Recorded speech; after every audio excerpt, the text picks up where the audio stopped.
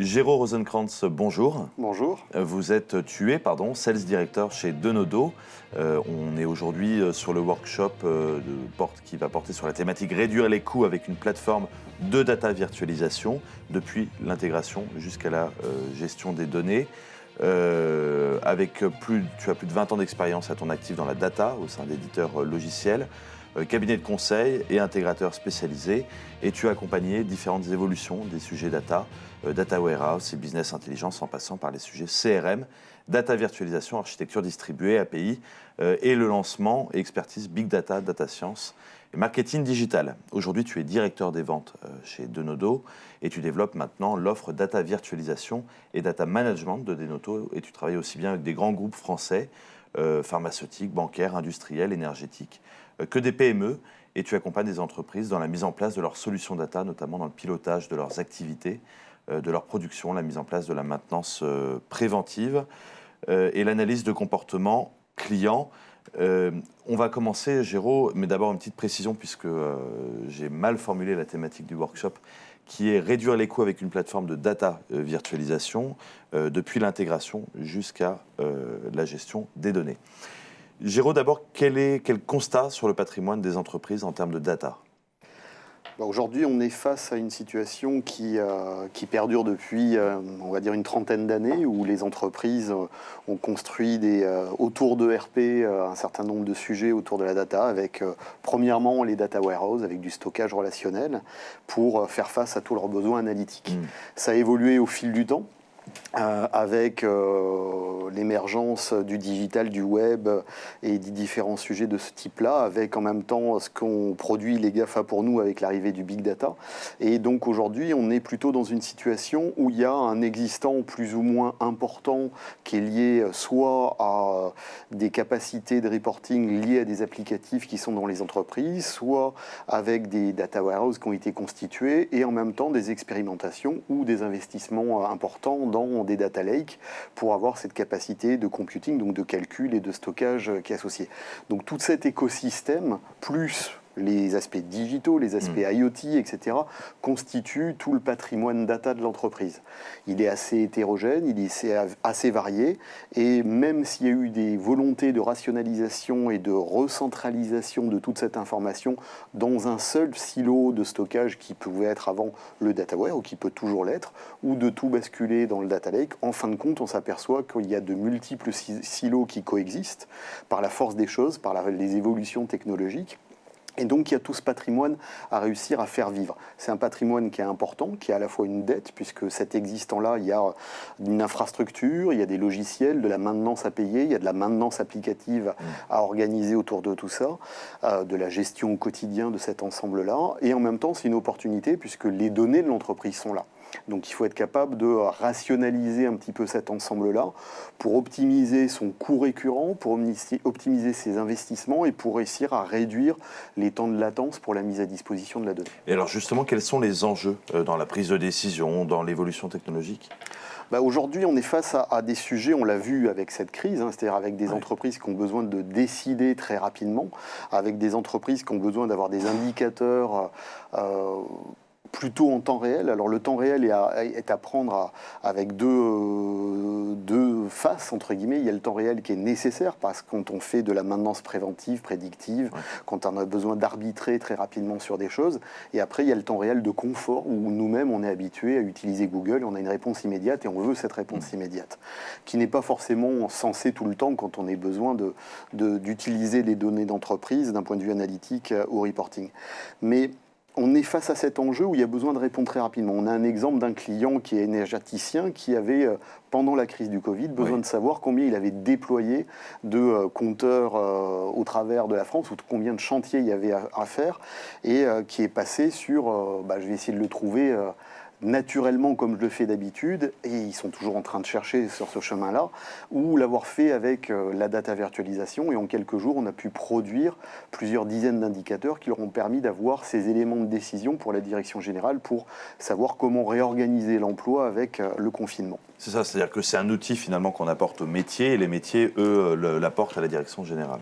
C'est l'IT qui se l'approprie pour pouvoir mettre à disposition en temps réel, quelque part, des informations auprès des utilisateurs métiers ou pour après diffuser cette information au travers d'API dans le système d'information de l'entreprise. Et comment la data virtualisation s'inscrit justement dans cette actualité? Et c'est là où tu vas nous dire aussi précisément ce que fait et ce que propose Denodo. Si je dois essayer de simplifier complètement, on est plutôt une boîte à outils qui va venir faciliter la connexion aux données.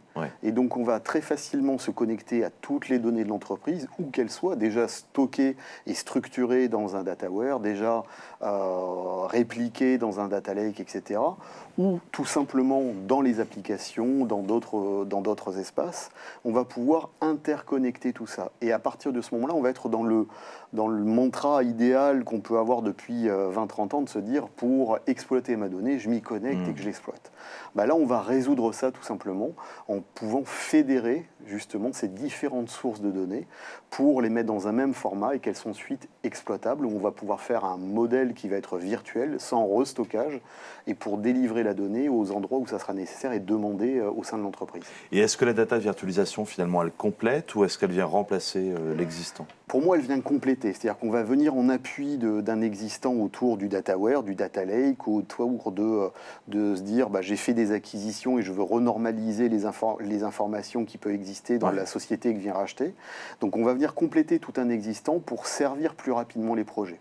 Et ça va permettre en même temps, en complétant, de se dire là où j'avais surutilisé du développement, surutilisé du stockage, surutilisé de manière non cohérente un outil, par exemple pour faire de l'intégration ou de l'exposition, je vais pouvoir rationaliser un petit peu tout ça et je vais du coup baisser mon empreinte générale sur un certain nombre de sujets et avoir de l'agilité qui va être retrouvée sur les projets. Donc on vient vraiment compléter pour accélérer. On ne vient pas dire cassez tout et refaites avec nous. Non, vous avez déjà fait plein de choses, ça ne sert à rien de les jeter, on va plutôt les valoriser pour être capable de les exploiter beaucoup plus rapidement. Oui, parce que vous, finalement, vous arrivez dans une entreprise qui a de la donnée partout, qui est très éclatée, et vous allez aller chercher, vous n'allez pas forcément demander à ce que la donnée change de place, de localisation, mais plutôt aller la chercher et la faire remonter pour qu'on puisse la visualiser. On va pas repartir en disant on va créer un nouveau chapeau qui va englober l'ensemble. On va plutôt dire vous avez différents chapeaux, réinvestir dans un projet de tout remettre à un seul et même endroit, ça serait long et coûteux. Et souvent c'est impossible, c'est infini. C'est infini surtout. Et là, on va proposer, nous, on va vous simplifier les choses pour interconnecter tout ça et créer ce modèle qui serait ce chapeau d'une certaine manière, mais sans avoir besoin de déplacer la donnée. Et par contre, dès que vous en aurez besoin, l'outil va vous permettre d'y accéder et va vous permettre d'avoir accès à ces données en temps réel. Ça se connecte également aux applications métiers ? Tout à fait, on va se connecter à tout type de RP, que ce soit les plus connus comme SAP ou des applications type SaaS, type Salesforce ou d'autres, etc. Tout type d'application va pouvoir s'y connecter de manière plus ou moins native, puisqu'on a des connecteurs pour tout. Et on est vraiment sur un mode connexion, pas sur un mode où on déploie des agents ou ce genre de choses. On est vraiment sur un mode assez simple de fonctionnement. Quelles sont les économies, puisqu'on est là pour parler aussi de réduction des coûts, quelles sont les économies, les gains potentiels quand on met en place la data virtualisation ? Les économies sont de deux volets. Un premier volet qui va être sur, on va dire, votre infrastructure applicative, à la fois sur l'infrastructure technique qui permet d'héberger tout ça, sur votre empreinte logicielle pour faire tourner cet ensemble-là, où vous allez pouvoir réduire certains volets, puisque vous allez pouvoir réduire d'une certaine manière une part de stockage, puisque vous allez pouvoir faire des data marts virtuels ou des vues virtuelles sur un data lake, etc. Donc vous aurez besoin de moins d'espace. Donc ça va vous permettre de réduire cet aspect-là. Vous allez pouvoir réduire aussi votre empreinte en termes d'intégration, puisque vous allez pouvoir utiliser qu'à bon escient ce qui est nécessaire de traiter en mode batch ou en mode streaming ou message.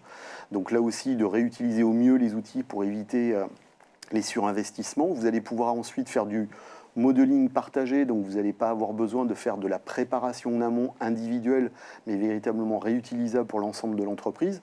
Donc vous allez pouvoir économiser sur ces différents postes, à partir du moment où vous avez un choix d'architecture qui correspond à cet aspect-là, et qui est largement contrebalancé par l'investissement qui peut être demandé par la data virtualisation. Ensuite, comme on est véritablement sur un mode connectique, je modèle et j'expose et c'est directement disponible, vous allez réduire vos temps de développement. À la fois en temps, c'est-à-dire en délai, et en charge.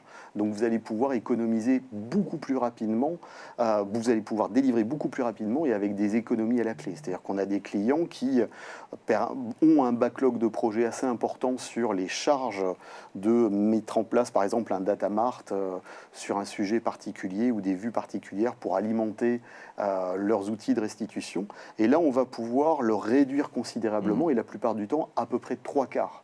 Donc ça veut dire qu'ils ont un autofinancement de ces sujets-là par la réduction des charges que ça représente. Et après, c'est de l'immatériel. Enfin, ça c'est le troisième volet, mais qui est vraiment immatériel. C'est là où je mettais des semaines ou des mois à livrer un projet à mes métiers, peut-être que je peux le faire en quelques jours ou quelques semaines. Et les équipes sont soulagées aussi.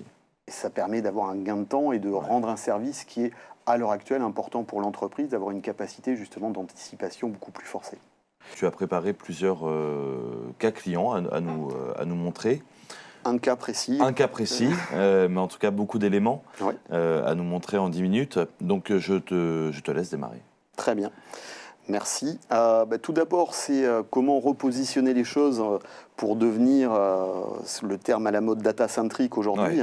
Donc, c'est se dire comment la data virtualisation va permettre d'être un appui pour votre stratégie autour de la donnée, autour de votre dataware ou de votre data lake. Comment on va aussi permettre de rationaliser l'architecture, comme j'ai pu le dire déjà tout à l'heure.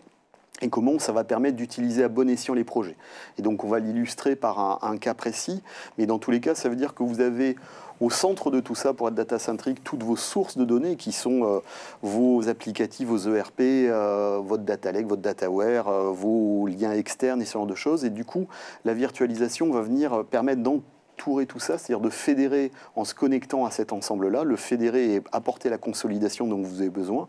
Vous allez pouvoir préparer toutes vos données pour qu'elles soient utilisables et enfin, vous allez pouvoir les exposer et en même temps les cataloguer puisqu'on offre ces fonctionnalités-là.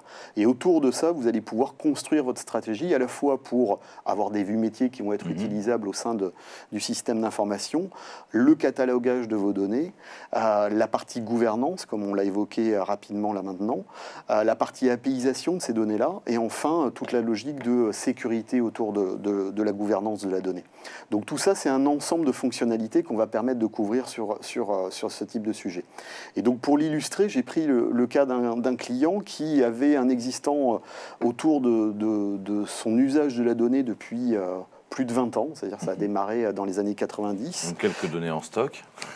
Pas mal de données en stock, un groupe, je dirais une grosse PME ou petit groupe français, mais dans le sens positif du terme, donc c'est pas une société du CAC 40, mais qui avait donc un existant avec un gros data warehouse qui était vieux maintenant et qui craque de partout, puisque avec des problématiques de version, d'infrastructures associées, avec différentes couches construites autour de plusieurs outils de reporting, puisqu'ils ont déjà à l'heure actuelle 3 outils différents qui sont utilisés.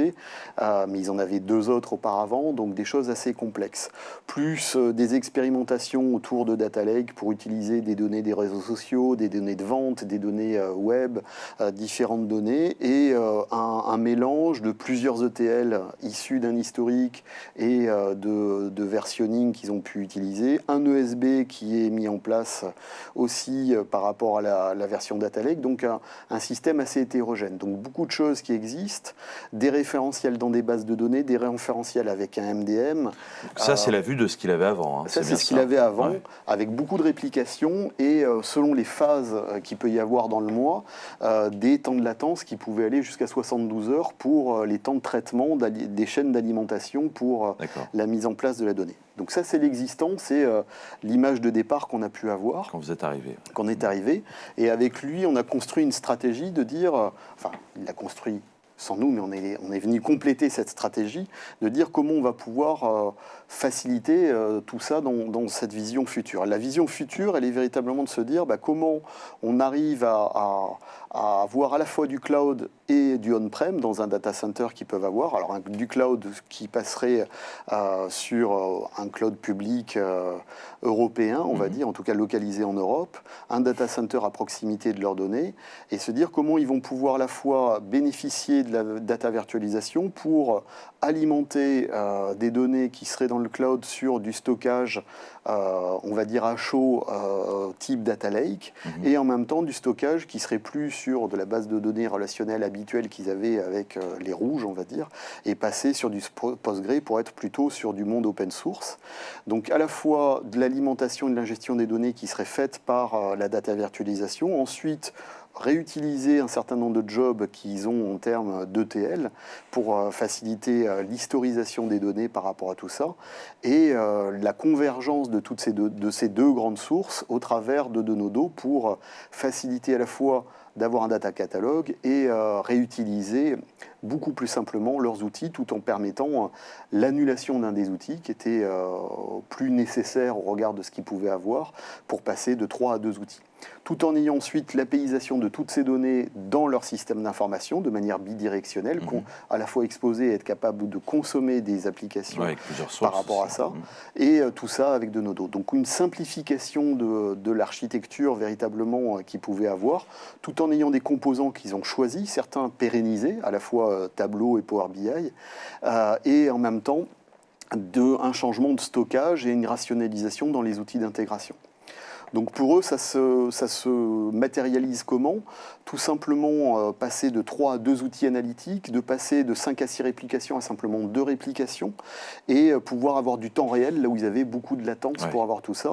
Ils ont ensuite une baisse de 70% des charges projets pour délivrer les nouveaux projets. C'est du temps homme, c'est-à-dire que les équipes gagnent du temps homme. Exactement. Ils ont ensuite réduit de 75% l'empreinte sur l'outil de data préparation qu'ils avaient couplé avec Tableau, puisque c'était un outil qui fonctionne par utilisateur, et du coup là ils ont pu basculer une partie de la préparation sur Denodo, et ils ont pu réduire leurs investissements sur Tableau, puisqu'ils n'ont pas eu d'investissement à faire sur Tableau serveur, puisque la préparation des données était faite en amont.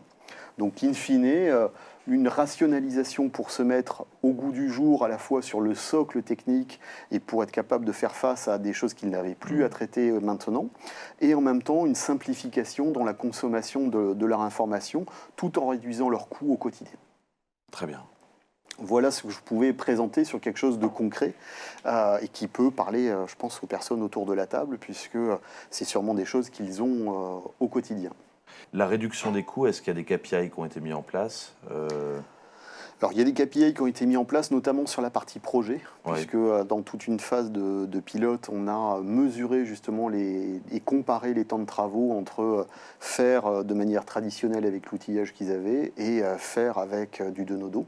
Donc il y a des KPI qui ont été sortis là-dessus et qui ont permis de construire les ROI par rapport à ça et les budgets qui ont été associés là-dessus.